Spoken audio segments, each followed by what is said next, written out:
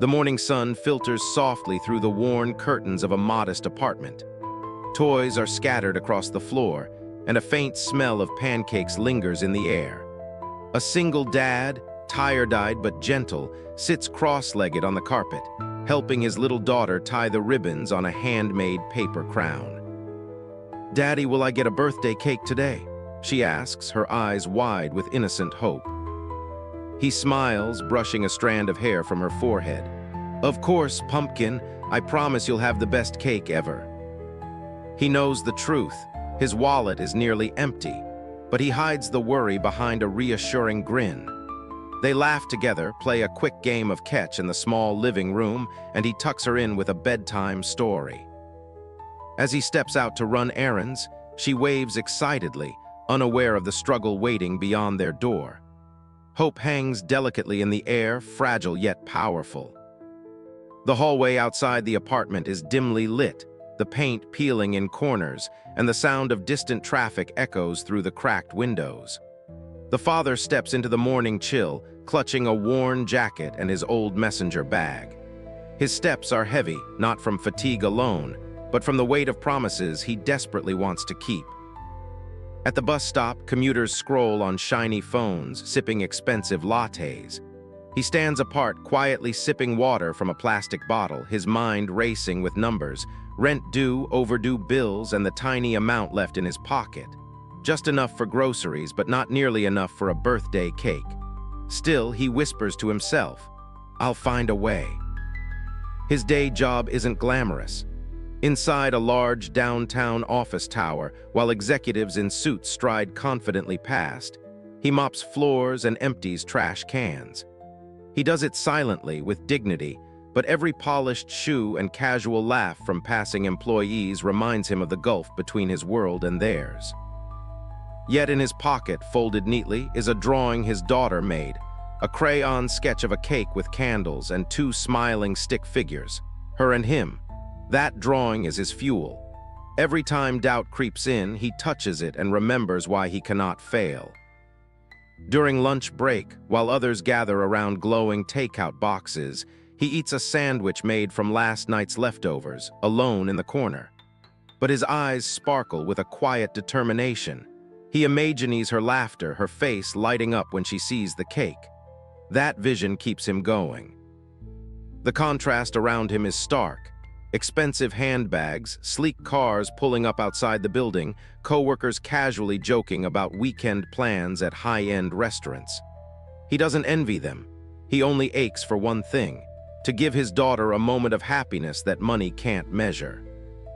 As the day ends, he walks back home with tired feet and a mind swirling with worry.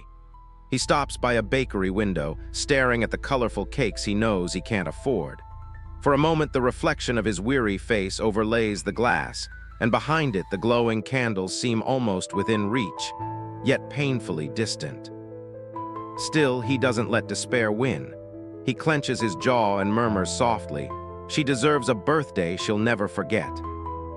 And with that vow echoing inside him, he sets off into the night with a fragile plan forming, one born not of wealth, but of a father's unbreakable love. That night, the apartment is quiet except for the ticking of a second-hand clock on the wall. The father sits at the small kitchen table, a notepad in front of him, numbers scratched and circled.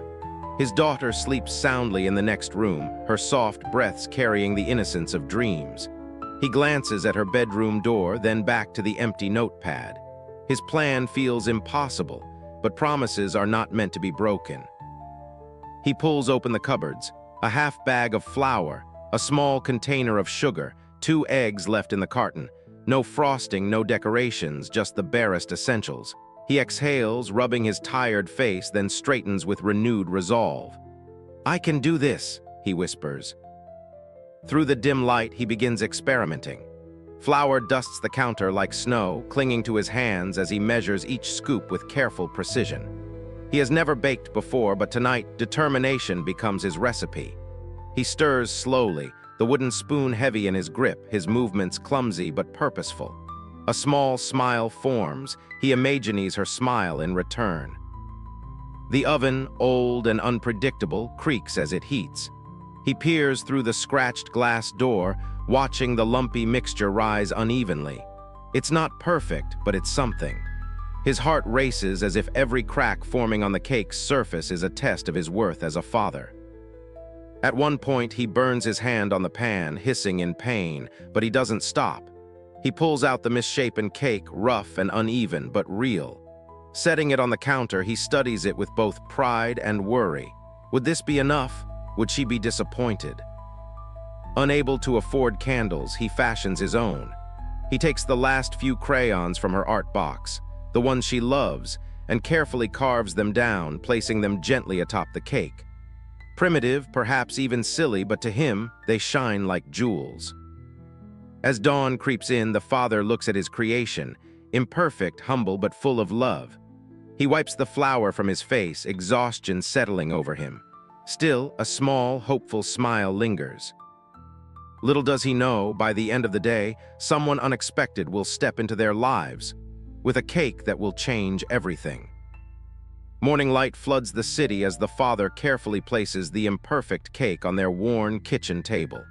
It leans slightly to one side, crumbs scattered around the plate, but in his eyes, it's the most beautiful thing he has ever made. His daughter hasn't seen it yet.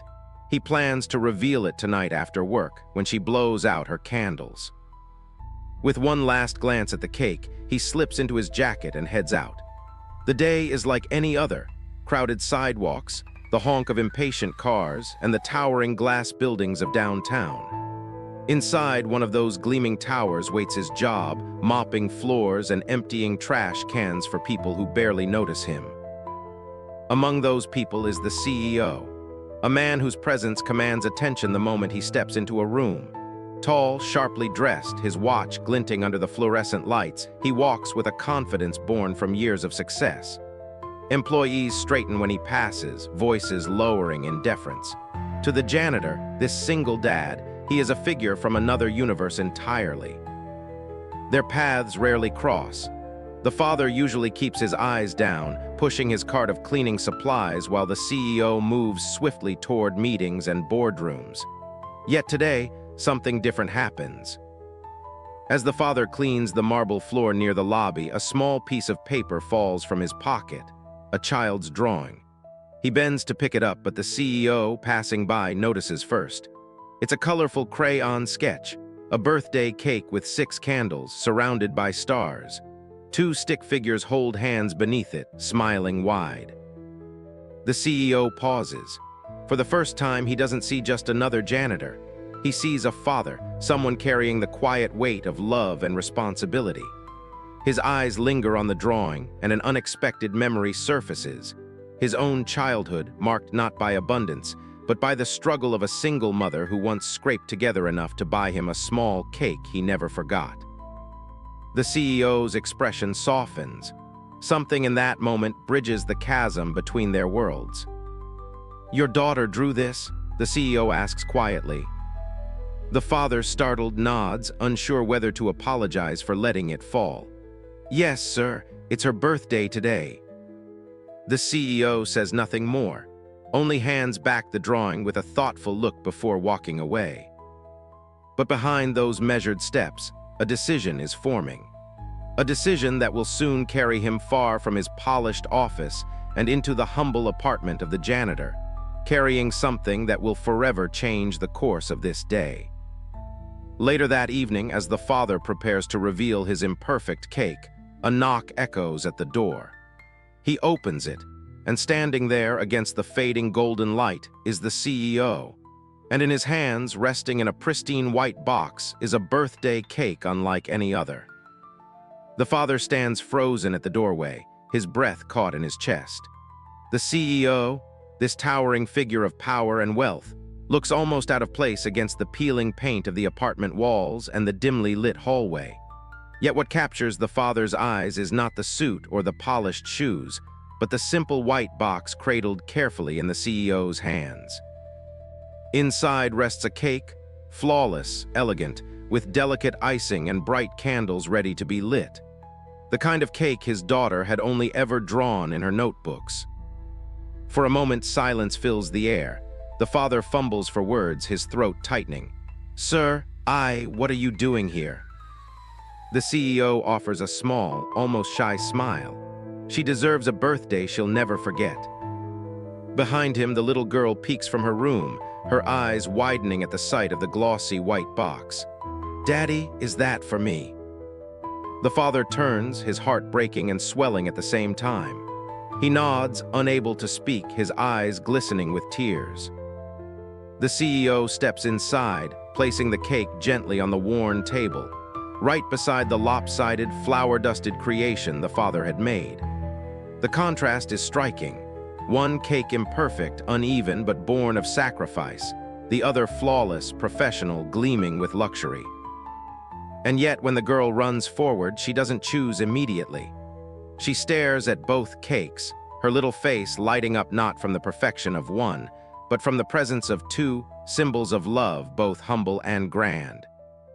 "Two cakes," she gasps, her joy filling the tiny apartment like sunlight. She claps her hands, bouncing with delight. The father wipes at his eyes, overwhelmed. The CEO watches quietly, his expression softening as he takes in the scene, the little girl's laughter, the father's silent gratitude. The candles are lit, some real, some crayons carved by the father, standing proudly despite their simplicity. The flames flicker side by side, just as the two worlds in this room now stand, different yet united. As the girl makes her wish and blows them out, cheers erupt. She hugs her father first, then turns and throws her tiny arms around the CEO's waist. "Thank you," she whispers. The CEO swallows hard, emotion catching him off guard. For all his wealth, his awards, and his accolades, it is this embrace that feels like the richest moment of his life. The father finally speaks, voice trembling. "I don't know how to thank you." The CEO looks at him with quiet sincerity. "You already did, just by loving her this much." In that instant, the line between rich and poor, powerful and humble, disappears. There are only three hearts in one room, bound together by kindness, sacrifice, and the sweetness of a promise kept. The candles have been blown out, and laughter still lingers in the room. The little girl, cheeks dusted with crumbs and icing, hums happily as she savors each bite. The father sits beside her, still trying to process what just happened. Across the table, the CEO removes his jacket, draping it over the chair. A symbolic act, shedding the weight of boardrooms and power to sit as just another man at a family's table. For the first time, conversation flows. "You remind me of someone," the CEO says quietly, watching the father pour glasses of water in mismatched cups. "When I was a boy, my mother worked 2 jobs just to keep food on the table. She couldn't afford gifts or parties, but one year she brought home a tiny cake. It was small, barely enough for the 2 of us. But I've never forgotten how it made me feel, like the world was okay, even if just for that night." The father listens, stunned. He had never imagined this man of wealth could carry such memories. "I saw that drawing earlier today," the CEO continues, nodding toward the sketch taped now to the fridge. "And it reminded me of her. I guess I just wanted your little girl to have the same memory, the kind that lasts forever." The father's eyes well up. "I didn't think anyone noticed. I've been trying so hard, but sometimes it feels like the world looks right through us." The CEO shakes his head firmly. "Love like yours, it can't be ignored. It's louder than any title, stronger than any amount of money." The little girl interrupts, climbing into her father's lap and reaching for the CEO's hand. "Can you stay for the story, mister?" she asks innocently. He blinks, caught off guard. "The story. Daddy always tells me one before bed." The father chuckles nervously, embarrassed, but the CEO smiles, a genuine, unguarded smile. "I'd be honored." And so they sit together on the edge of her small bed as the father spins a tale about heroes and wishes. The CEO listens intently, occasionally adding a small detail, his deep voice making the girl giggle. For that moment, titles vanish, wealth means nothing. There are only 3 souls sharing warmth in a modest apartment. When the story ends and the girl drifts off to sleep, the CEO looks around the room one last time. It is humble, simple, but filled with something priceless. He turns to the father. "You've already given her more than most children ever have. Don't forget that." The father swallows hard, nodding. Gratitude is etched across his tired features. In that small apartment, under the soft glow of a flickering lamp, two men from different worlds realize they are not so different after all. The apartment has grown quiet. The little girl sleeps peacefully, her paper crown tilted on her head, a soft smile frozen on her face. The father steps softly back into the living room where the CEO sits with his jacket back on, preparing to leave. There's a heaviness in the air, the kind that comes after an unforgettable moment, when silence feels almost sacred. The father clears his throat, his voice low. I can't thank you enough. You've given her a memory she'll never forget." The CEO stands, but instead of heading to the door, he looks around again. The peeling wallpaper, the creaking chair, the stack of unopened bills tucked hastily on the counter. He turns back to the father. "She deserves so much more, and so do you." The father stiffens, uneasy. "I don't want charity, I just want to do right by her." The CEO steps closer, his voice calm but firm. "This isn't charity, it's opportunity." He reaches into his briefcase and pulls out a card, sleek, embossed with his company's logo. "I need men like you, not just workers, but people who understand responsibility, people who know what it means to sacrifice." The father blinks, not understanding. "Sir, what are you saying?" "I'm saying," the CEO replies, "that I want you on my team, a better position, better pay, a chance to give her more than just survival." The father's breath catches. The weight of the offer is almost too much. He looks down at his calloused hands, then at the small bedroom door where his daughter sleeps. His pride wars with his desperation. He wants to stand on his own, yet he knows this could change everything. I don't know if I can," he admits, voice trembling.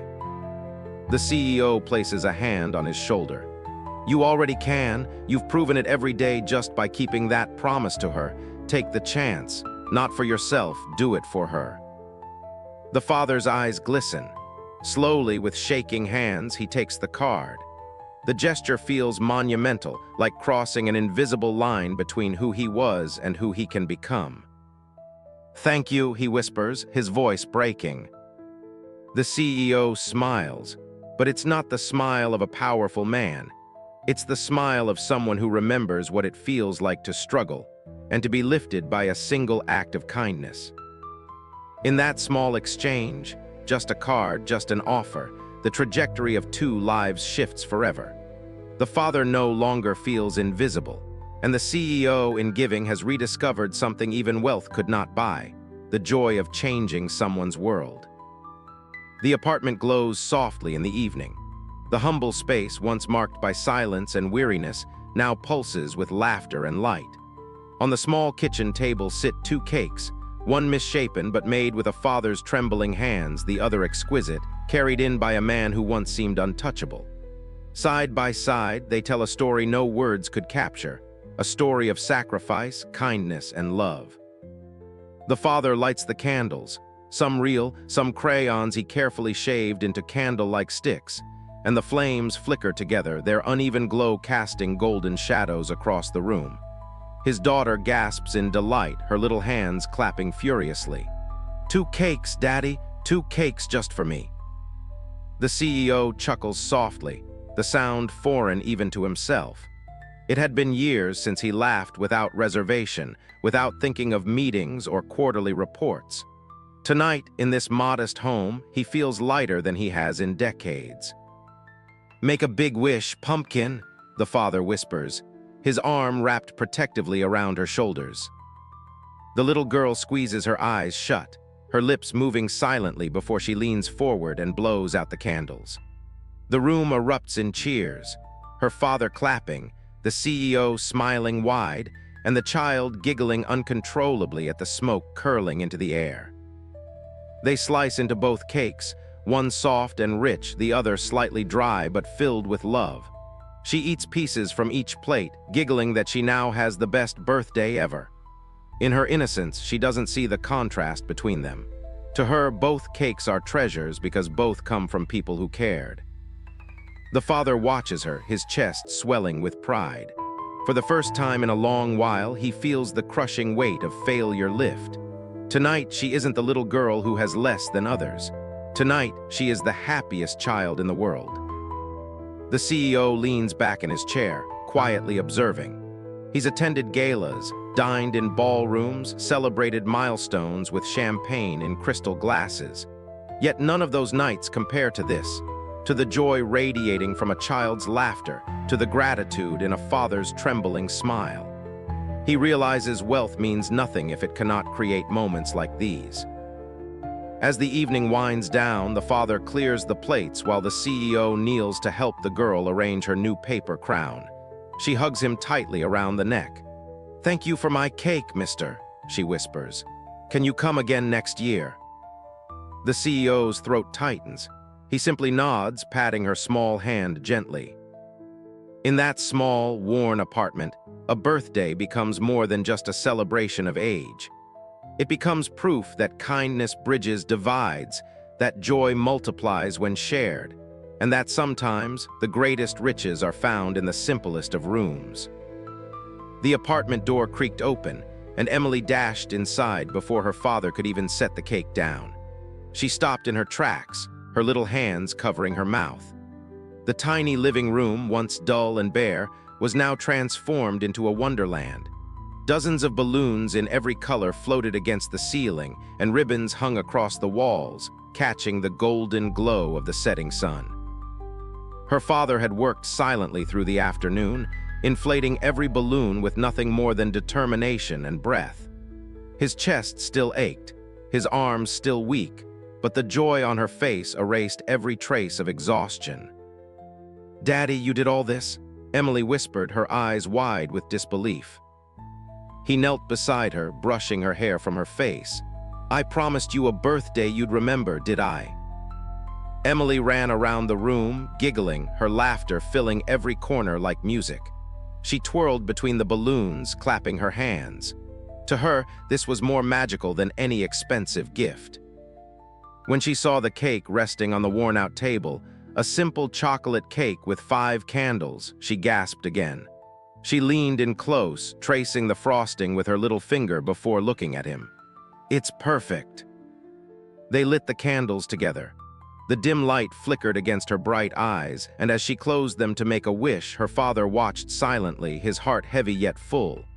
He knew what she wished for even without asking. Children's wishes were often simple: happiness, love, togetherness.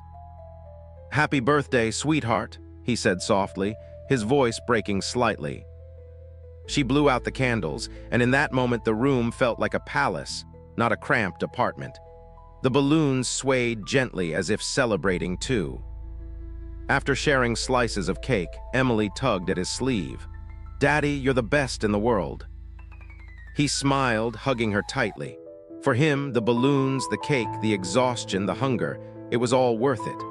Because that night, his daughter's laughter outshone every struggle. But deep inside, as he held her close, he also knew one thing: tomorrow would bring the same battles. The bills, the long hours, the endless worry. Yet tonight, none of that mattered. Tonight was hers.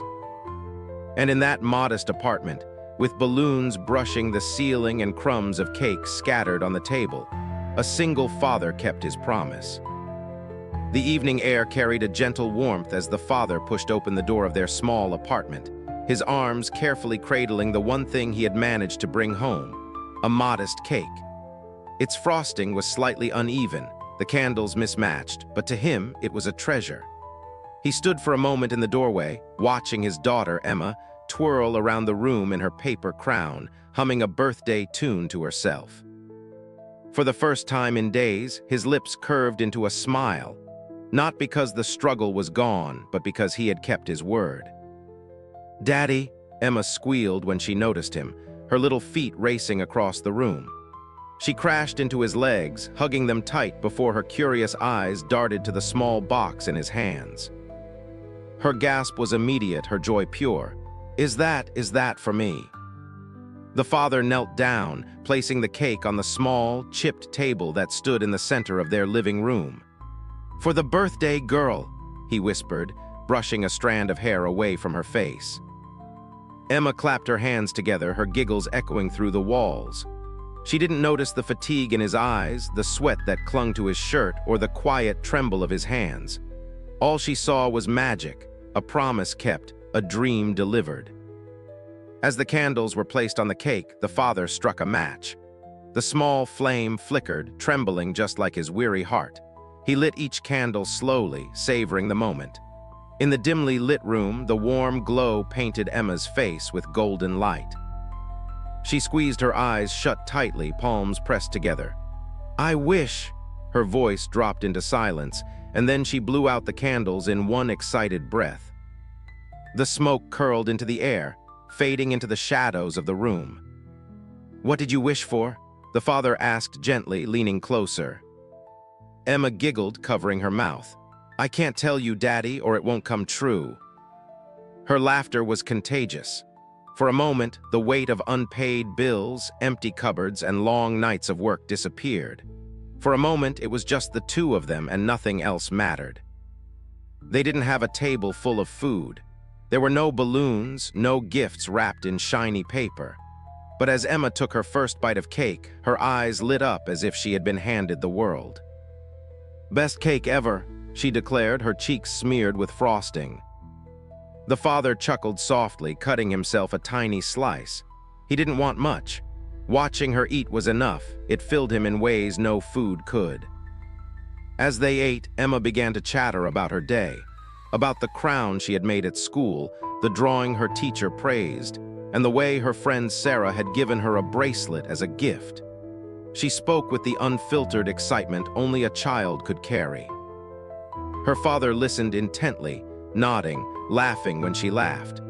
To him, every word was precious, every sound a reminder of why he endured the hardships of life. Just as they finished the last bites of cake, a knock echoed on the door. The father's heart skipped. He wasn't expecting anyone. Carefully, he rose and opened the door to find their elderly neighbor, Mrs. Alvarez, holding a small plate of food covered with foil. "I heard it was a special day," she said kindly, her wrinkled eyes twinkling. The father's throat tightened. He wanted to protest, to refuse out of pride, but before he could, Emma ran forward, eyes wide. "Thank you, Mrs. Alvarez," she said, hugging the old woman's legs. The neighbor smiled warmly, handing the plate over. Every princess deserves a feast. As she left, the father stood frozen in the doorway, his eyes stinging. It wasn't just about food. It was about kindness, the kind that reminded him he wasn't completely alone in the world. Later, when Emma grew sleepy, she climbed onto his lap. Her tiny fingers played with the collar of his shirt. "Daddy," she whispered, her voice soft. "Yes, sweetheart. Can I give you my present now?" He blinked in surprise. "Your present, but it's your birthday." Emma nodded firmly, sliding off his lap and rushing to her little backpack. She pulled out a folded piece of paper, edges crumpled, crayons smudged. She handed it to him with the seriousness of someone giving away treasure. He unfolded it carefully. It was a drawing, stick figures holding hands under a bright yellow sun. Above them, in wobbly letters, she had written. The father's chest tightened, his breath catching. No words came out. He pulled her close, kissing the top of her head. This is the best gift I've ever gotten," he whispered, his voice breaking. Emma smiled sleepily, curling into his arms. "See, now you have a present too." As she drifted off to sleep in his arms, the father sat quietly, the drawing still in his hand. The hum of the refrigerator, the faint sound of cars passing outside, and his daughter's soft breathing filled the silence. Tears rolled down his cheeks silently. He had nothing, no wealth, no luxuries, no certainty about tomorrow. Yet in that moment he felt like the richest man alive. Because love, pure, innocent, unshakable love, was something money could never buy. Laying her gently in bed, he tucked the blanket around her.